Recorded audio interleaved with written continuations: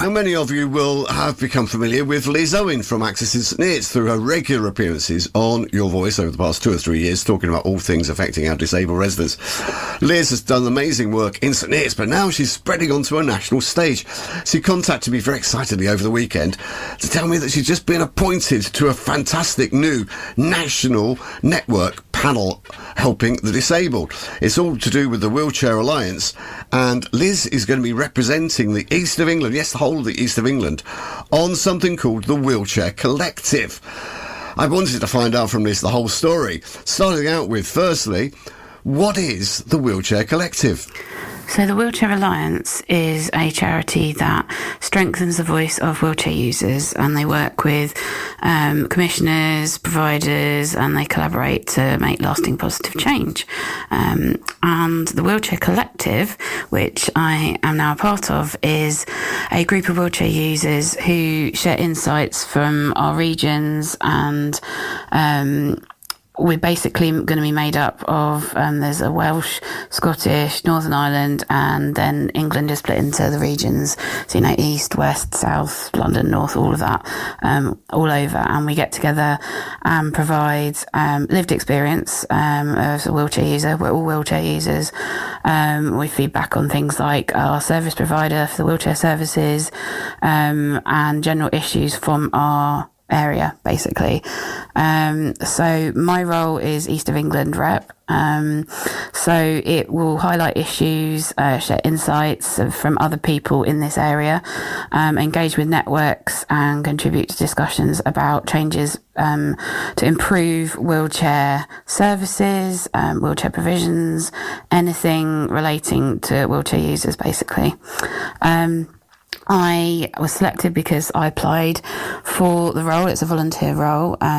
We were made aware of it through the other networks I have. And I applied. I had to fill in quite a lengthy form. And then I got called to an interview online, which was a little nerve-wracking because it was like the CEO and the director and things like that. And I got asked lots of different questions. And they then let me know a couple of weeks later. They said that my credentials were good and that my kind of networking and what I've done already is really beneficial. So that's exciting. We'll be meeting up quarterly for meetings online, and then hopefully once a year in person. But we, in between time, we'll have different things on the go. And the general commitment is 3 to 5 hours a month. But obviously, we do, various different things. And it's obviously still in the very early stages. We've had one meeting already. So the collective basically is going to hopefully achieve meaningful change. So actual change, because previously a lot of things fall on deaf ears, and you feel like you're getting nowhere. And the collective and the alliance together have way more of a voice. They're quite regularly in Parliament. They have lots of connections with the different charities and influential people who actually listen and can make changes, because quite often people at the top aren't the wheelchair users. They don't experience these things, and so it's not important to them. But we want to get our voices heard, and we want to represent our region as well. So it's not just my voice for the East of England, it's everyone in the East of England who wants to have a voice and tell me about things, and I pass that on, basically. I want to achieve, to improve understanding of why wheelchairs are helpful. We had a really good point in one of my meetings recently where people think that the wheelchair services are just giving you a chair to basically help you. But for me and for so many, it is literally my legs. It's like my lifeline. If I don't have my chair, I don't have a life, basically. I can't go out. I can't do anything. So when things happen that, aren't predicted, like your wheelchair breaks or something, that's it. You're like, you could be days, weeks or months stuck in your house.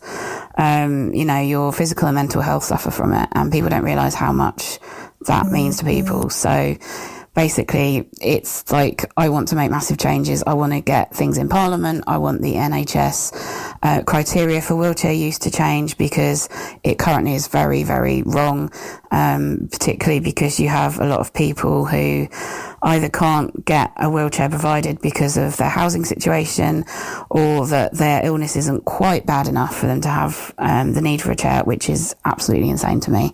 And hoping to raise the profile of wheelchair users, because we don't really have enough voice still. I mean, yes, you see more of it in media these days. You see presenters and people being vocal about issues faced, but that is just not enough still. We need, in an ideal world, I want a 50-50 split between, wheelchair users and non-wheelchair users. We should all be having the same voice and have the same level of change. So, yeah, it's a very exciting time. I will be posting more about it on Access and St Neots, and really appreciate Black Cat for covering this. And I wanted to speak to your voice first with Nigel, because you've been such a great support, and watch this space basically. The brilliant Liz Owen there from Access and St Neots, telling us all about her exciting new national role on the Wheelchair Collective set up by the Wheelchair Alliance to look out for the needs of our wheelchair users. I'm sure Liz will do a brilliant job for the East of England, and thanks very much for her giving us that exclusive.